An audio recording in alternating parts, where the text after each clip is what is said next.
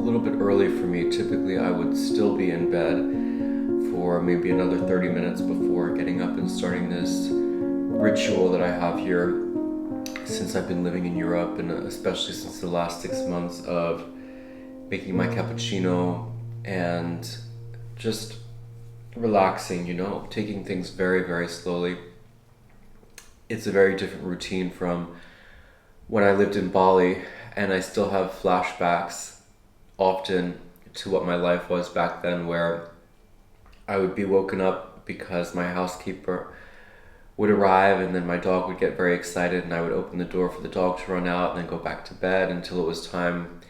I felt like, okay, now I'm going to go downstairs and have my coffee, which would already be brewed and waiting for me, a fresh croissant that would already be waiting for me, picked up from the nearby bakery. But instead, I'm self-sufficient here. I make my own cappuccino, which is something I didn't know how to do before I moved to Portugal, and I have my biscotti that are homemade by me. If you didn't watch my last video in which I did a cooking experience for them. So today's video is going to be a snapshot of a day in my life here in Portugal as it has been happening recently. I made one of these videos probably 2 years ago, and my life has changed a bit since then. My routine has changed a little bit, and I think just my aesthetics have changed as well. And I think that I have a bit of an interesting day to show you as well. I am going to see a new apartment because I'm considering leaving this one when my lease is up in the end of December. So I've just been on a search. It's not easy. And I also maybe am seeing this French guy that I've hung out with a few times. I suggested to him to go to one of the old palaces in Luz. I've actually been there before and I really liked it, but I went by myself and I thought it would be nice to go with someone this time and take pictures and everything. So that might be the later afternoon plan. And we'll see what the day has in store. It also might be a little bit unpredictable. If I can motivate myself quickly enough, I'm going to try to go to the gym before my apartment viewing, but I have only a 2-hour window for that to happen, and I move very slowly in the mornings. And if I keep talking this much, it's going to delay things even worse. I'm going to finish my breakfast.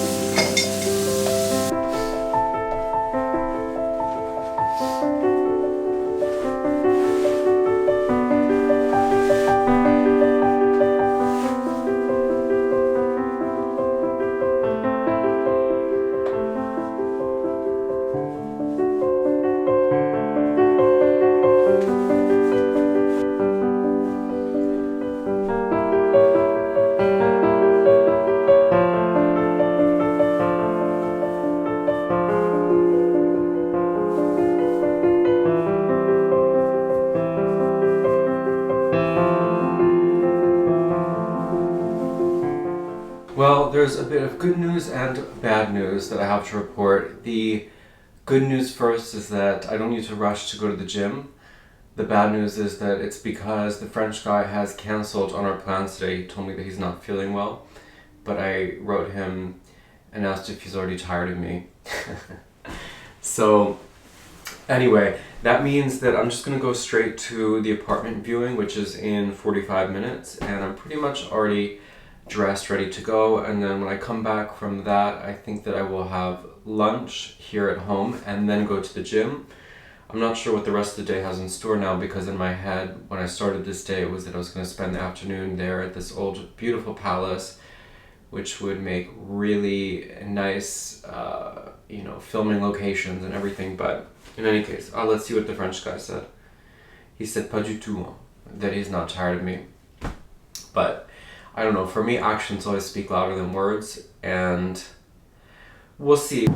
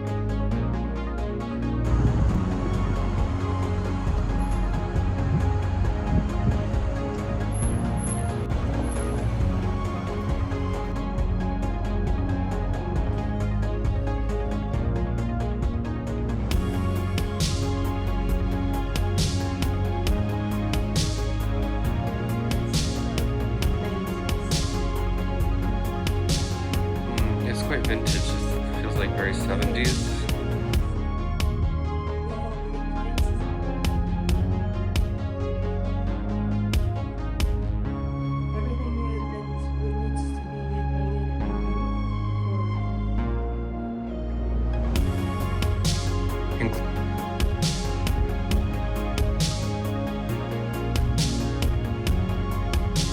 All this furniture will go, right? Because it'll...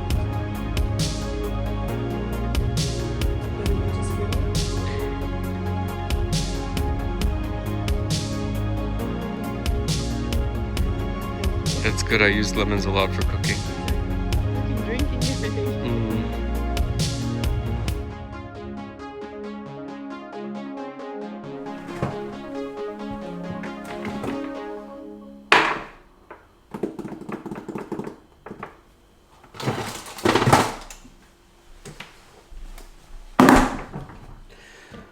So I just got back from that apartment viewing and it was a little bit awkward because there was the current tenant there, so I didn't feel too comfortable to film like that much in the space, but I think that you got a good idea of what it was. Now for me, it just felt like it was a bit old. The finishings were pretty rough around the edges. The kitchen appliances and everything like felt extremely dated, like hadn't been updated since the 70s. And, you know, I spend a lot of time cooking now, which is actually what I'm in the process of doing. I'm making myself some lunch. So, you know, it's very hard to find like the perfect place in Lisbon. I do think that everything is a little bit of a trade-off. Like that space had a really nice outdoor area, a communal pool, and like little, I guess, garden type area. But, you know, it's on the first floor and it looks out onto a wall, and that's exactly what I'm trying to get away from, where, you know, my current apartment doesn't have a view, and it's something that I feel like I'm really missing. So the agent though who showed me the apartment, her name was Sarah, and she showed me another listing that she has that I'm gonna go see later this afternoon in a few hours. So that one actually looks really good. It's been completely renovated. It's very light. It has a bathtub, which again for me is a non-negotiable. So I'm gonna go see that.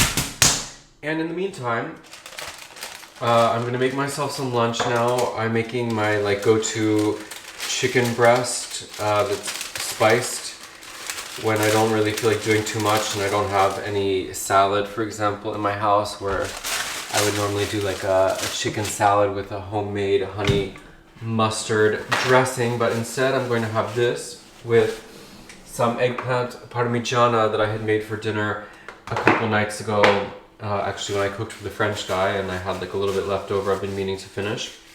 So after that I will go to the gym, and then from there go to this next apartment viewing. So like I said, actually it turns out that today is a little bit interesting because we get to see a couple different apartments.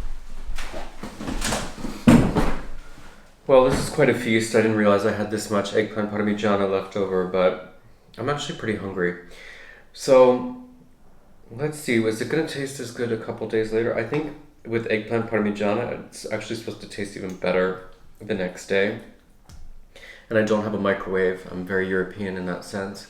So I reheated this on the stove top.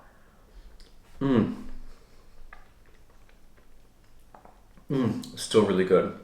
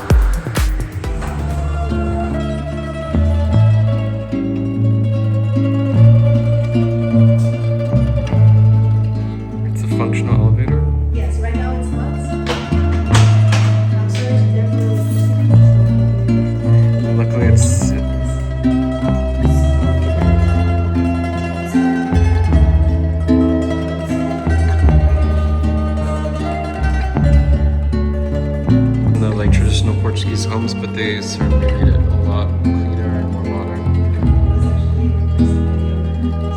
Yeah. It's nice.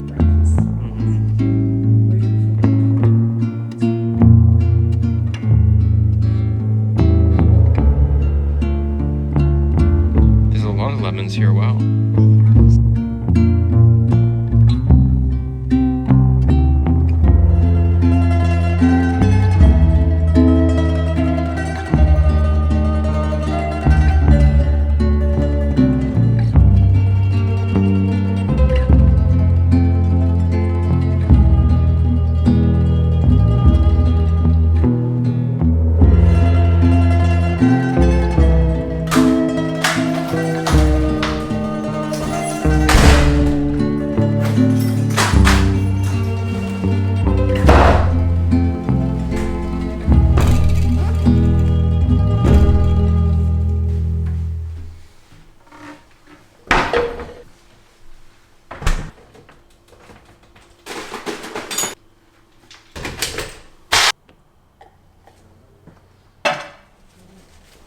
So let's chat for a minute because I'm back now from the second apartment viewing.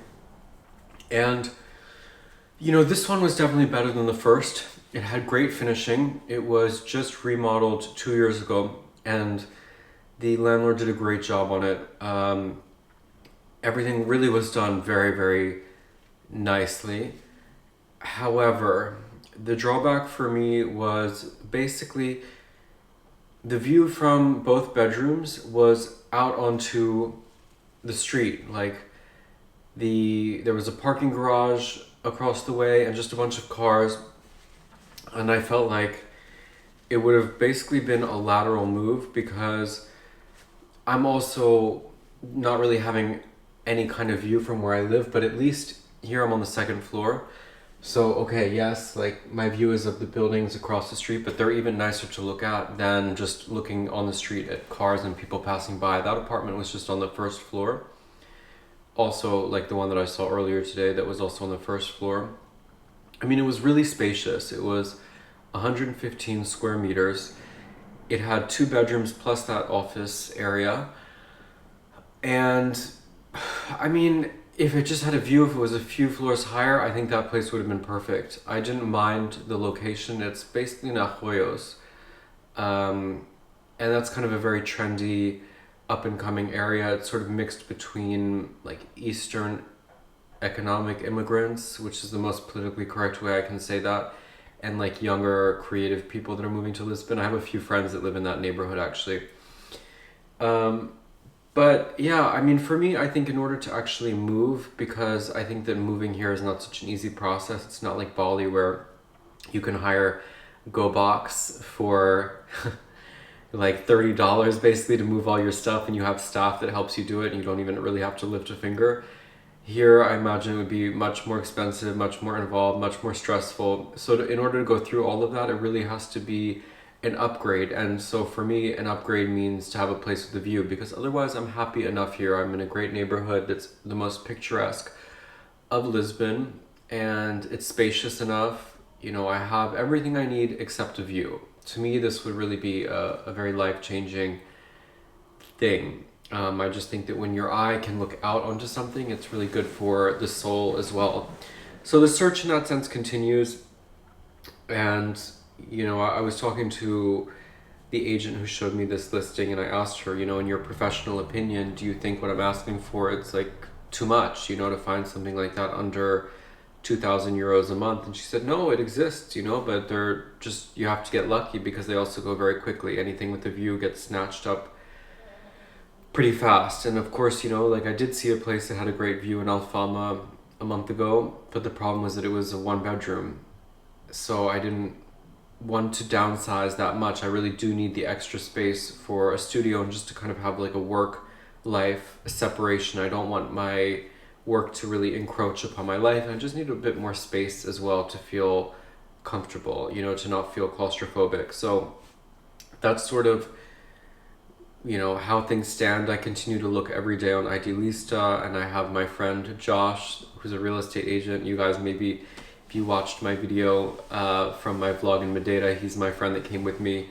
So he's kind of keeping an eye open, and every time then I meet a new agent, like the one who showed me the 2 apartments today, I said, please keep me in mind, you know? And that's kind of how you have to be here. I think that you have to both be lucky, but also be very persistent. So that's sort of my mentality right now, you know? And I haven't even broached the subject yet with my landlord about renewing the lease, renewing the contract, because the contract expires the end of December. So it's a question of, well, is she going to raise my rent? How much will she raise it? You know, all of these kinds of questions. So, all right, now it's 4:30, I think, almost 5 o'clock. And I'm not sure what is my plan, if any, for the rest of the day.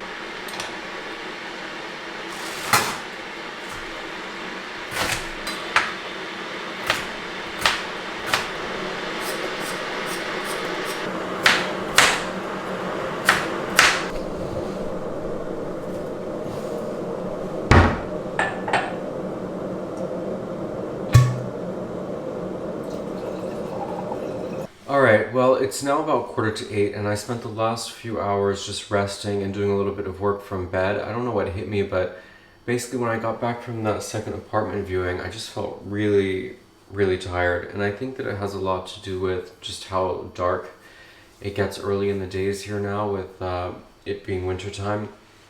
And I really just try to listen to my body as much as possible, and if I'm feeling tired, then I'm not going to force myself to do anything. I'll just lie down and rest. So I felt that that was really necessary. Also, I felt a little bit like I could be coming down with a cold again, which would be the 3rd time I feel like in the last 2 months that I've been sick. So tonight for dinner, I decided to make a classic Italian pastina al brodo. I'm pretty sure that's the name of it, but I made this once before, and it came up on my Instagram stories, or it came up on my explore page. They call this the Italian penicillin. I think like lots of nonas make this if you're feeling a little bit sick. So it has the classic Italian sofrito of the celery, carrots, and onion, and then you add in also garlic and a bay leaf, and you put all of this in stock, either vegetable or chicken stock, to boil. You let it soften up a bit, and then ultimately we're going to then take out the vegetables and put them in the food processor, blend them up, and then put them back in with the pastina. So it's kind of like a hearty, it's not obviously a chicken noodle soup because it doesn't have chicken in it and it doesn't have noodles, but it's like that kind of idea, how in America, you know, if you're feeling sick, your mom makes you chicken noodle soup. Though in my house when I grew up, that meant just eating like nasty Campbell's soup. You know, this is something that I've been thinking about as an adult, the fact that, you know, I grew up, both my parents are medical doctors, and they really didn't know anything about nutrition and, you know, like eating properly. I feel like we ate a lot of processed foods, you know, like the idea of eating a Campbell's chicken soup that is some kind of like so-called chicken that's been in a can for who knows how long, with whatever other chemicals are in that, you know, to give it shelf life. I just think, wow. I mean, of course, you know, you can't necessarily blame too much older generations, because I think that they had less awareness, and they also didn't have the same access to the internet that we have nowadays, where we have so much more information at our disposal and recipes. And of course, also I have a lot of time on my hands that I can make things from scratch. But anyway, it's just something that I have thought about as an adult, that when I was a kid, you know, like eating for health was never something that was thought about. So it's obviously, though, something now as an adult I think a lot about. All right, so we're going to add in our vegetables now.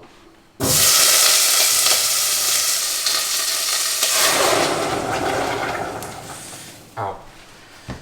Now I am using like a chicken bouillon for my stock, because it's very hard to make your own. I mean, I don't think it's hard to make your own chicken stock, but then you need a lot of chicken and time. And so this I'm just doing to be a bit easier. Now I want to cover my vegetables completely, submerge them completely in water, because they're going to take some time and evaporate. This isn't going to be a cooking video right now. I'm just kind of narrating a little bit what I'm doing as I'm making this dinner. But, alright, the bay leaf is in there. I could even put a little bit of rosemary as well, just to be fancy, since it's all going to just add to the flavor. Put a stick of rosemary in there. So this is actually a pretty simple, can you guys still see me? This is a pretty simple dinner, but very hearty and healthy, and I'm just glad that, you know, as an adult now, I can really take care of myself and I don't need to rely on food delivery. Like, it feels really good that I can make myself a hearty and healthy meal, and that I can also share that with other people. Again, because I've just also had some thoughts over the last week or so. Now that we can have a moment, I'll have a glass of wine and chat. When I first moved to Lisbon, you know, I was really focused on building a social life. And I made certain friends that I think that I might be in the process of shedding right now.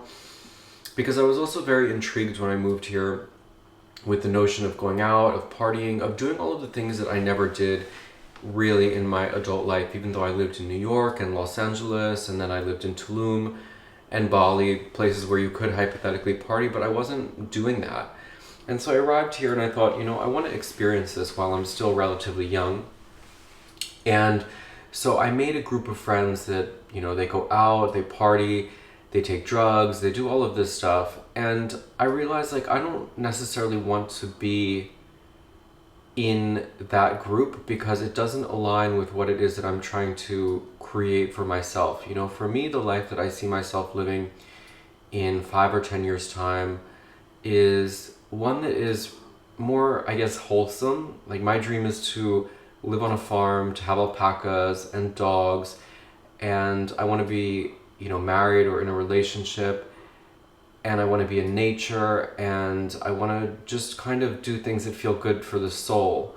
So these kinds of people, I'm feeling like, are a little bit lost and directionless, and I think that it's very important to surround yourself with people who, you know, bring you closer either to the life that you want, or I don't know, I just think that maybe we have many layers, we're continually shedding our skin, and then I noticed that as I evolve throughout different stages of my life, I always attract people that are in a similar energy, in a similar stage to where I am. For example, when I lived in Los Angeles and I was a hardcore Ashtangi yogi, I then made friends who were also into this, you know, very mindful practice, yoga, meditation, etc.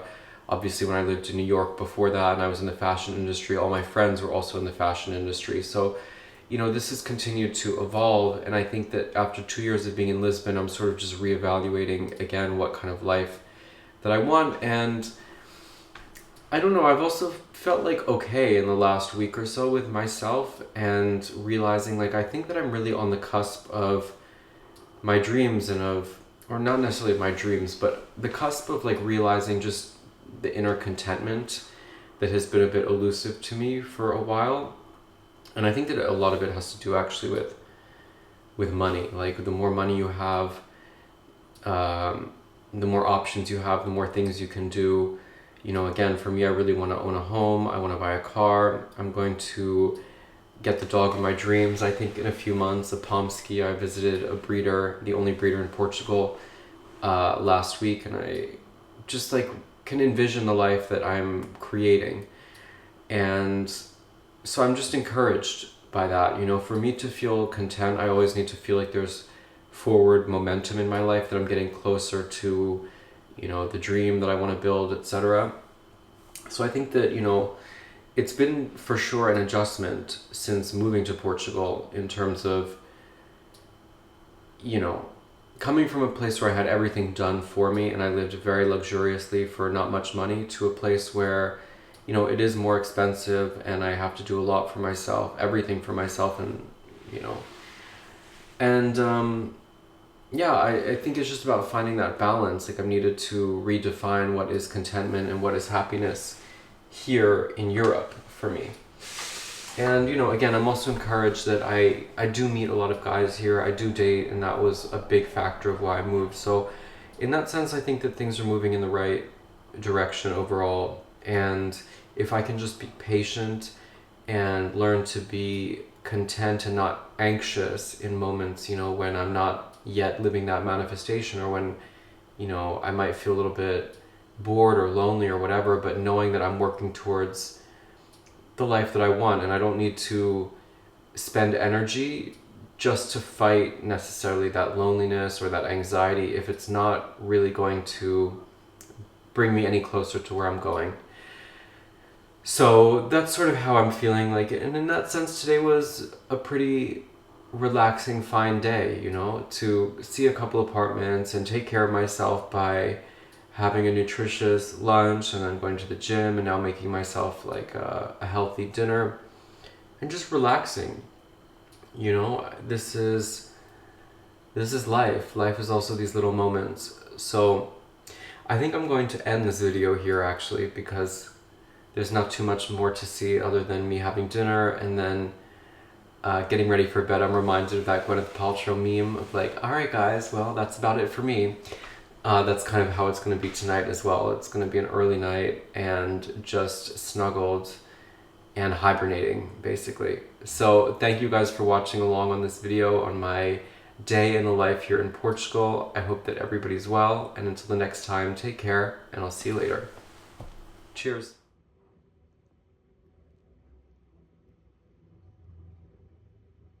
Komm nach Sonnenuntergang. Die Tür zum Ostflügel ist nicht bereit.